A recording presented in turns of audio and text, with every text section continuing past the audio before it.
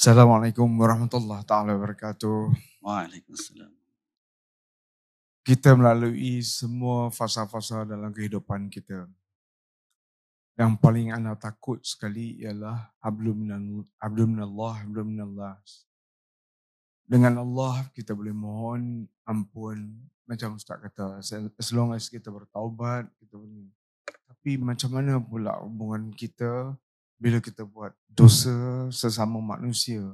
Kat situ terikat. Macam mana untuk kita minta keampunan pada Allah supaya Allah maafkan semua dosa-dosa kita pada manusia-manusia. Kadang-kadang sewaktu kita duduk dalam keadaan yang gelap, ada benda yang tersilap, ada benda yang tersalah kita sesama manusia. Macam mana? Tambah lagi contoh, kalau dengan orang tua kita sekalipun, orang tua kita dah dua-dua dah tak ada apa semua. Macam mana untuk kita nak minta keredaan Allah supaya Allah maafkan kita di atas semua dosa-dosa kita yang lepas. Terima kasih. Ini soalan yang last, tapi saya nak jawab benda ni untuk diri saya dan tuan-tuan juga. Dalam urusan kita dengan orang ni, setiap kita akan ada salah dengan orang.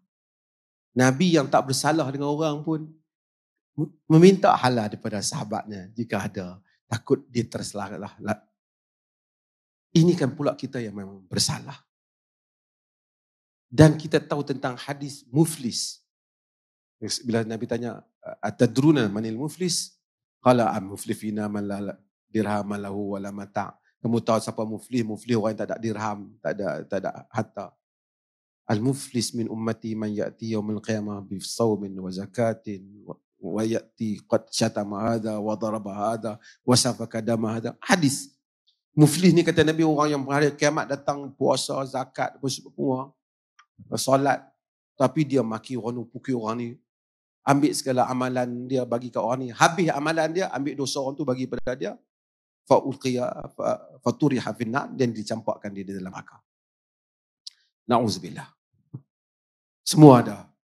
Tambah saya cukup susah, kamar kita duduk dalam pentadbiran ni lagi kacau. Berapa ramai orang kena marah kita. Dr. Rezami tak apa, dia sabar.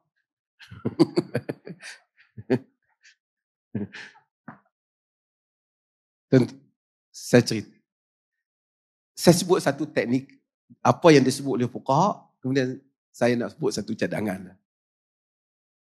Yang pertama, secara teori, kitab-kitab akan sebut, pergi minta halal kat dia. Tak maaf lah. Kalau dia maafkan kita lah. Sama ada directly, indirectly, yang dia faham, kita minta mohon. Kan? Kadang-kadang orang tu dah kita tak jumpa dah. Ada orang faham. Kalau membabitkan harta orang, kita ambil harta dia dulu, dia dah mati umpamanya. Kita ada family dia, kita balikkan harta tu pada family dia. Tapi kalau kita hari tu pergi tampak dia, pukul dia, kita kat dia tak tahu lepas mana dah dia. Ini satu masalah. Ada beberapa perkara. Pertama, kita minta supaya Allah ampunkan kita. Ampunkanlah juga dia, berilah kurniaan pada dia. Sebagai tanda jalan kita tak tahu. Beri kurniaan pada dia. Kedua, kita minta dengan rahmat Tuhan. Tolonglah temukan kita dengan dia. Ataupun jalan untuk boleh kita bermaafan dengan dia. Dan insyaAllah, dalam hidup ni bukan contoh. Saya selalu juga minta, ya Allah, kalau ada orang yang aku berbalah dengan dia, dan kau tak redha perbalahan tu, kau damaikanlah aku dengan dia. Temuilah jalan tu, aku berdamai dengan dia. Dan saya rasalah, banyaklah juga orang yang saya berbalah, saya berdamai lah. Saya mungkinlah Allah kata hang berdamai lah dengan dia. Kalau dia masih hidup. Jika tak, supaya Allah bukakan jalan untuk kita berbuat sesuatu, mungkin jumpa family dia, buat baik. Allah, kerana Allah tahu hasrat kita nak minta maaf. Ibu bapa kita tidak ada hadiah terbaik untuk ibu bapa. Bagi kereta, bagi rumah, bagi apa, tidak lebih baik daripada anak yang sentiasa memohon keampunan untuk kedua ibu bapa. Ibu bapa dah pergi, apa yang dah ada? Melainkan hari-hari kita minta keampunan. Nabi Ibrahim pun lagi minta ampun kat kedua ibu bapanya. Rabbi ghafirli wali walidayya walil mu'minina yawma yaqumul hisab. Nabi Nuh minta, Rabbi ghafirli wali walidayya waliman dakhala baitiya mu'mina walil mu'minina wal mu'minat. Minta Allah ampuni ibu bapa. Dan satu lagi, Quran berulang kali, tadi ayat tadi, Nabi Ibrahim minta ampun supaya Allah ampunkan ibu bapa dan mukminin dan mukminat. Ramai orang, dia anggap enteng titah perintah Allah, minta ampun mukminin dan mukminat. Nabi Nuh minta supaya Allah ampunkan mukminin dan mukminat. Tuan-tuan, saya nak tanya, berapa banyak mukminin dan mukminat dalam dunia ni? Sejak alam ini ada sampai sekarang, ada berapa banyak? Ada 10 bilion. Ada? Tak tahulah. Ambillah 10 bilion sehingga dunia nak tamat. Setiap kali kita doa kepada akhi kita, saudara kita, bil zahril ghaib, dengan keadaan dia tak tahu, Allah akan mewakilkan malaikat yang kata, walaka mislu dhalik, bagi engkau macam tu juga. Kalau kita doa, ya Allah ampunkanlah mukminin dan mukminat. Kalau ada 7 bilion mukminin dan mukminat, 7 bilion doa malaikat untuk kita, ampunkan kita. 1. 2. Kenapa penting doa mukminin? Kenapa Quran ulang doa mukminin dan mukminat? Dan kita sembahyang Jumaat pun tu ingat Tok Iman kata apa? Allahumma ghafiril muslimin wal muslimat. Kenapa? Kedua,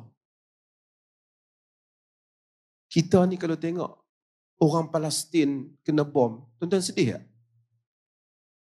Tuan-tuan geram lah yang bom tu. Pasal apa tuan-tuan sedih? Dia bukan adik-beradik kita. Kenapa kita sedih? Kenapa kita marah? Pasal dia saudara kita dalam iman, betul tak? Waktunya kita tak suka dia disakiti. Tanda kita jujur hubungan kita dengan. Kalau kita jujur dengan orang mukminin dan mukminat, kita minta Allah ampunkan mereka. Kerana kita tak suka mereka dalam keadaan Allah murka. Itu tanda jujur kita terhadap iman kita. Dan kejujuran itu Allah balas dalam diri kita. 2. Allah balas. 3. Bila kita mati, kita bukan terus pergi ke akhirat. Kita akan melalui barzakh. Kita semua akan mati. Bila kita mati, kita lalui barzakh. Barzakh ialah satu transit. Kita duduk di kubur. Kita menjadi ahli kubur.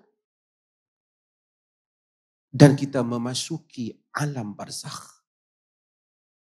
Dan kita akan jumpa pakcik kita, kawan kita, sahabat Nabi, tabi'in, orang-orang Islam zaman kurun ke-7, kurun ke-8, kurun ke-9.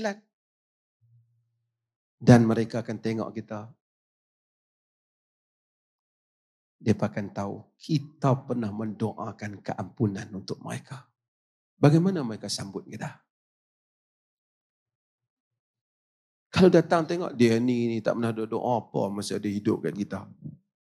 Ya. Sebab itu ada hadis Nabi cerita kehadiran ruh yang baru. Tapi kalau hadir, terima kasihlah. Saya cuba bayangkan. Terima kasihlah Ustaz.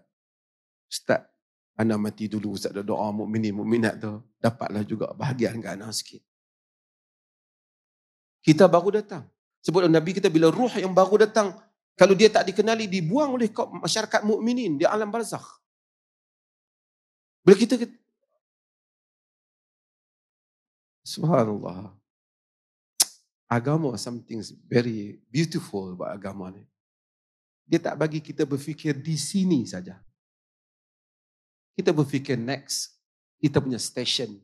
Dan kita berfikir station kita yang seterusnya. Bapa kita mati, mak kita mati. Setengah orang meratap, corek muka dia. Kena, no more hope. Tapi agama jadi apa? Agama jadikan kita sentiasa tak apa. Kita jumpa lagi. Aku doakan kau. Agama memberikan harapan. Bersyukur tuan-tuan kerana kita beragama. Bersyukur kerana Allah telah menjadikan kita Muslim, mukmin dan memahami agama.